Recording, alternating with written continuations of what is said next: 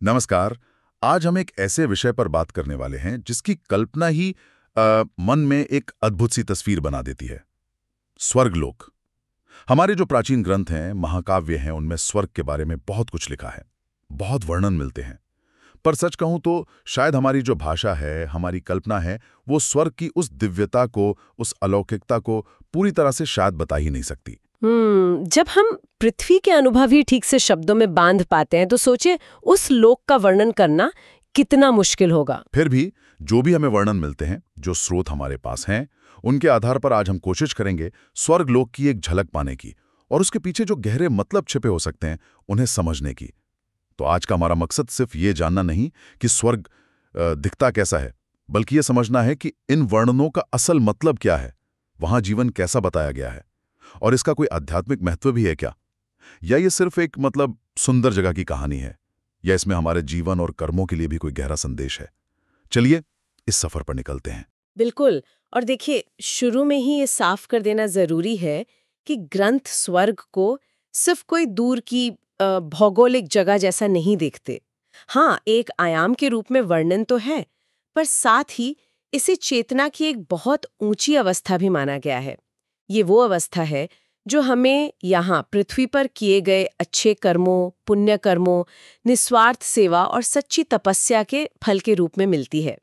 ये एक ऐसा लोक है, या कहिए एक ऐसी स्थिति है, जहाँ दुख, क्लेश, पाप, ईर्ष्या, ये सब जो नकारात्मकता है ना, उसका कोई स्थान ही नहीं है। वहाँ सिर्फ शुद्ध, निर्मल आनंद ही आनंद है। हाँ, ये बहुत जरूरी बात है कि इसे सिर्फ एक जगह ना समझें, बल्कि चेतना की अवस्था भी। ग्रंथों में भी इसे पुण्यात्माओं का निवास बताया है, एक ऐसी जगह जहां शांति है, सौंदर्य है और एक अद्भुत एक दिव्य तेज हर तरफ फैला हुआ है। दुख, बीमारी, बुढ़ापा, शोक, झूठ, छल, इन सब का वहां बिल्कुल अभाव है। जरा सोचिए, ऐसी जगह जहां का हर कण आनंद से भरा हो, हर सांस में खुशबू हो, हर आवाज संगीत जैसी मीठी हो, ये सुनने में ही कितना सुकून देता है। और जब इसके स्वरूप की बात आती है, जिसे हम शायद भौतिक कह सकते हैं, पर वो दिव्य है, तो वर्णन और भी हैरान करते हैं। बताया गया है कि वहाँ की जो जमीन है वो मिट्टी या पत्थर की नहीं, बल्कि मणि, माणिक्य और रत्नों से बनी है, और वो भी स्वयं प्रकाशमान। मतलब उन्हें चमकने के लिए सूरज या चांद की जरूरत नहीं। अच्छा, स्वयं प्रकाशमान। हाँ, इसमें एक गहरा प्रतीक भी है शायद, बाहरी चीजों पर निर्भर ना होना। जैसे वहां का प्रकाश अंदर से है, अपना है, किसी बाहरी सहारे का मोहताज नहीं। हर चीज, चाहे रत्न हो, पेड़ हो, फूल हो, सब में अपनी ही रोशनी है। अंधेरे का तो वहां काम ही नहीं। वाह, बाहरी निर्भरता खत्म और आंतरिक पूर्णता, ये तो बहुत दिलचस्प है। और आकाश के बारे में भी कहते हैं कि वो हमारी तरह नीला नहीं, बल्कि सुनहरी आभा वाला है, जैसे पिघला हुआ सोना हो, और उसमें चमकदार लहरें नाचती सी दिखती हैं।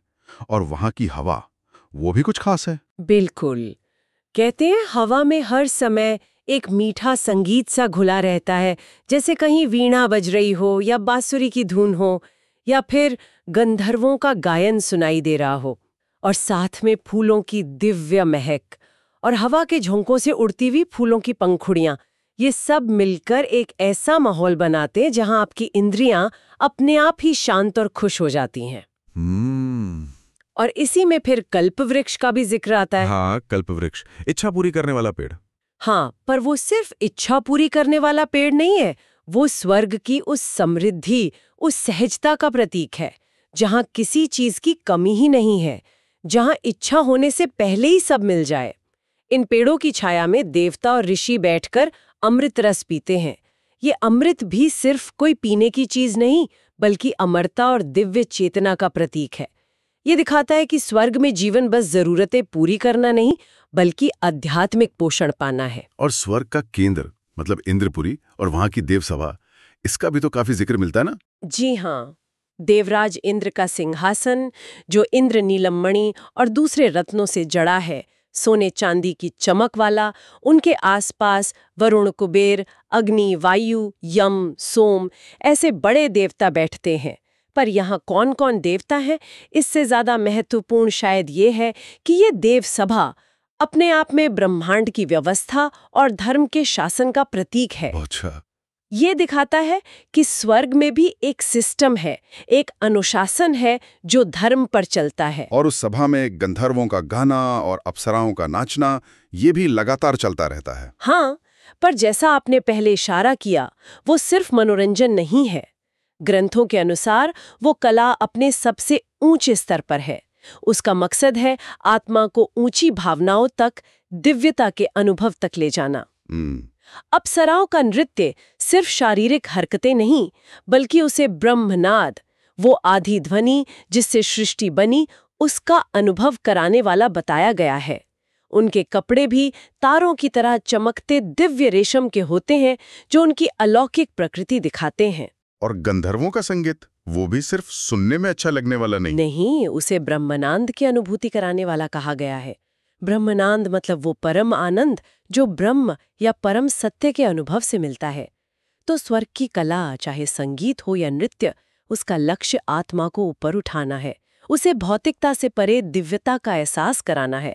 एक तरह से ये कला और अध्यात्मता का संगम है। कमाल है, कला का इतना गहरा मतलब। बिल्कुल। अब अगर वहाँ की बनावट, महल वगैरह देखें तो वो सोने, चांदी, मणियों के बने हैं, पर उनकी असली खूबसूरती चमक दमक में नहीं, बल्कि उनसे निकलने वाली दिव्य रोशनी में है। कहते हैं कि दीवारों से भी शांति और खुशी देने वाली प्रकाश की लहरें निकलती है, जैसे बेजान चीजें भी चेतन और आनंद से भरी हों। सच में? हाँ, और नदियां पानी की नहीं, अमृत की है, जिनके किनारों पर चंदन, पारिजात जैसे दिव्य पेड़ लगे हैं।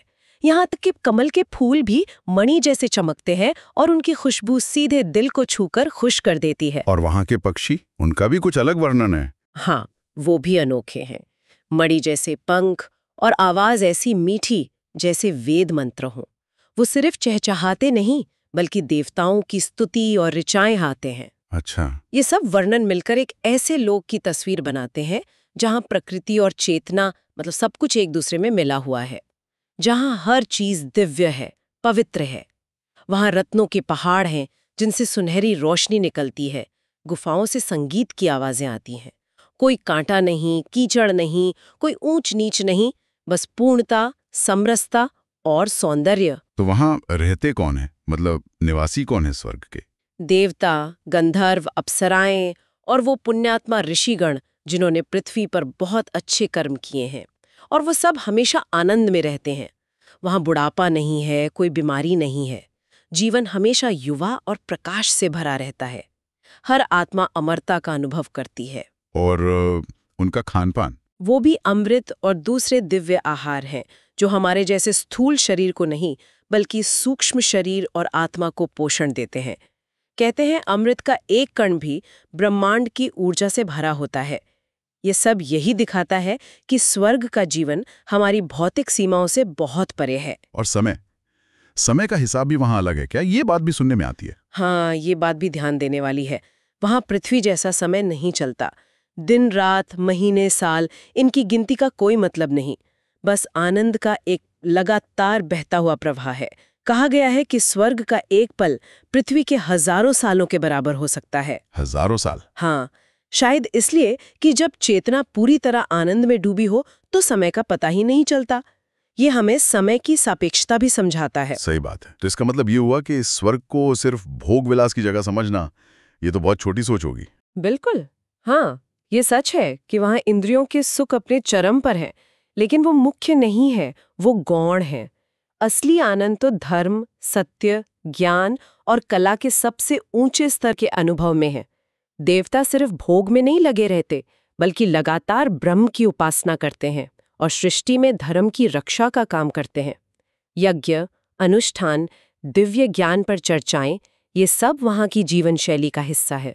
तो फिर सवाल उठता है कि वहाँ पहुँचता कौन है? अगर इतना कुछ है वहाँ, तो प्रवेश का आधार क्या है? कैसे मिलता है स्वर्ग?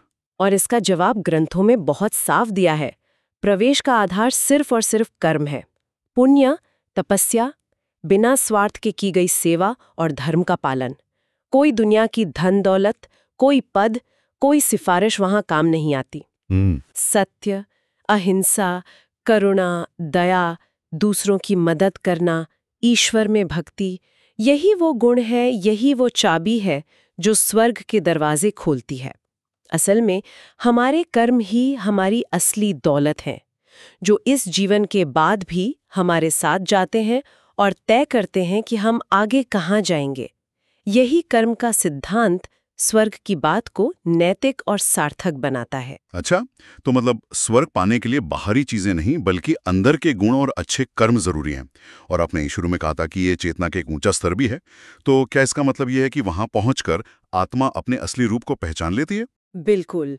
स्वर्ग सिर्फ बाहर के सुख की जगह नहीं, बल्कि वो जगह है जहां आत्मा अपने असली सत-चित आनंद स्वरूप के ज्यादा पास होती है। वहां पहुंचकर वो दुनिया के दुखों, इच्छाओं और अज्ञान के पर्दे से मुक्त होकर अपने आनंदमय स्वभाव को महसूस करती है। और प्रवेश भी किसी बड़े बाहरी दरवाजे से नहीं, बल्कि आत्मा के अपने पुण्य के तेज से होता है। कहते हैं जब कोई पुण्यात्मा पहुंचती है तो देवद्वार अपने आप खुल जाते हैं। गंधर्व और अप्सराएं स्वागत में गीत गाते हैं। आत्मा अपने सारे पिछले दुख और बोझ भूल जाती है, एक नई दिव्य शुरुआत महसूस करती है। अच्छा, ग्रंथों में कहीं कहीं स्वर्ग के अलग अलग स्तरों का भी जिक्र आता है। इसका क्या मतलब है? क्या सभी को एक जैसा अनुभव नहीं होता? हाँ, ऐसा संकेत मिलता है। स्वर्ग का अनुभव कितना गहरा होगा और कैसा होगा, ये आत्मा ने कितना और कैसा पुण्य कमाया है, इस पर निर्भर करता है। जिनके पुण्य साधारण या मध्यम स्तर के हैं, वो शायद वहाँ के सुंदर बाग बगीचों, तालाबों और संगीत सभाओं का आनंद लेते हैं। जिनके पुण्य और तपस्या ज्यादा ऊंचे दर्जे के हैं, वो देव सभा में देवताओं के साथ बैठते हैं, ऊंचे ज्ञान की चर्चाओं में हिस्सा लेते हैं। और जिन्होंने बहुत ही ज्यादा मतलब असाधारण पुण्य या तप किया हो, वो और भी ऊंचे स्तरों पर पहुंचते हैं, सिद्धों और ऋषियों के पास। वहां अनुभव और भी सूक्ष्म और गहरा हो जाता है। सबसे ऊंचे स्तरों पर अनुभव कैसा होता होगा, जहां शायद बाहर के संगीत या नाच की भी जरूरत ना हो? इसकी कल्पना ही कर सकते हैं, पर वर्णन इशारा करते हैं कि सबसे ऊंचे स्तरों पर अनुभव बाहरी चीजों से हटकर पूरी तरह अंदरूनी हो जाता है। वहां शायद ध्यान, समाधि और ब्रह्मनाद, सृष्टि की वो मूल ध्वनि, उसकी अनंत गूंज ही मुख्य अनुभव होता है। आत्मा अपने स्रोत यानी ब्रह्म के साथ एक होने का अनुभव करती है। वहां का माहौल इतना शांत, स्थिर और ज्ञान से भरा होता है कि आत्मा को अपने होने के सारे सवालों के जवाब अपने आप मिलने लगते हैं। वहां रहने वाले दिव्य ऋषि और सिद्ध पुरुष प्रकाश के रूप में होते हैं और उनका चुप रहना ही सबसे बड़ा उपदेश बन जाता है। बाहरी क्रियाओं की जगह अंदर की शांति और ज्ञान का महत्व बढ़ जाता है। स्वर्ग की एक और बात जो ध्यान खींचती है, वो है वहां का आपसी व्यवहार, मतलब सहयोग और समरसता। ग्रंथों के अनुसार वहां ईर्ष्या, जलन, द्वेष, मुकाबला, ये सब नकारात्मक भावनाएं होती ही नहीं। जी हाँ, हर आत्मा दूसरे की खुशी में खुश होती है, एक दूसरे को आगे बढ़ने में मदद करती है। ये तो पृथ्वी के अनुभव से कितना अलग है। शायद यही असली स्वर्ग है। तभी आत्मा अपनी असलियत को समझ पाती है और आगे की यात्रा यानी मोक्ष की तरफ बढ़ने के लिए तैयार होती है। लेकिन यहाँ एक बहुत जरूरी बात है जिसे समझना होगा। क्या? शास्त्रों के अनुसार स्वर्ग का सुख हमेशा के लिए नहीं है। ये अच्छे कर्मों का फल है, और जैसे ही उन पुण्यों का असर खत्म होता है, आत्मा को वहां से जाना पड़ सकता है। अच्छा। और संभवतः फिर से जन्म लेना पड़ सकता है। ओहो, तो इसका मतलब स्वर्ग आखिरी मंजिल नहीं है, ये बस एक पड़ाव है। हाँ, ज्यादातर दर्शन यही मानते हैं कि आखिरी लक्ष्य तो मोक्ष है, यानी जन्म मरण के चक्कर से पूरी तरह आजादी, आत्मा का अपने परम स्रोत में मिल जाना। स्वर्ग उस मुक्ति के रास्ते का एक बहुत महत्वपूर्ण, आनंद भरा और पवित्र पड़ाव जरूर है। यहाँ आत्मा आराम पाती है, अपने अच्छे कर्मों का फल भोगती है, शुद्ध होती है और आगे की आध्यात्मिक यात्रा के लिए ताकत जमा करती है। पर यह अपने आप में आखिरी मंजिल नहीं है, क्योंकि यहाँ से भी वापसी हो सकती है। मोक्ष का दर्जा इससे भी ऊंचा माना गया है। तो कुल मिलाकर देखें तो स्वर्गलोक का ये जो इतना वर्णन है, ये हमें सिर्फ एक कल्पना की सुनहरी दुनिया की कहानी नहीं सुनाता। ये हमें एक ऐसे आयाम की झलक देता है जो हमारी इंद्रियों के सुख से कहीं ज्यादा गहरा है। ये पुण्य का, धर्म का, कला, ज्ञान और चेतना के विकास का प्रतीक है। ये एक ऐसी अवस्था या जगह है जहां आत्मा अपने असली आनंदमय रूप के करीब पहुंचती है और सच्ची शांति का अनुभव करती है।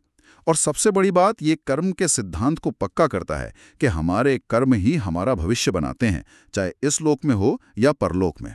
बिल्कुल। ये सारे वर्णन हमें याद दिलाते हैं कि जीवन में सत्य, करुणा, धर्म और बिना स्वार्थ के सेवा का रास्ता अपनाना कितना जरूरी है। यही वो असली दौलत है जो काम आती है।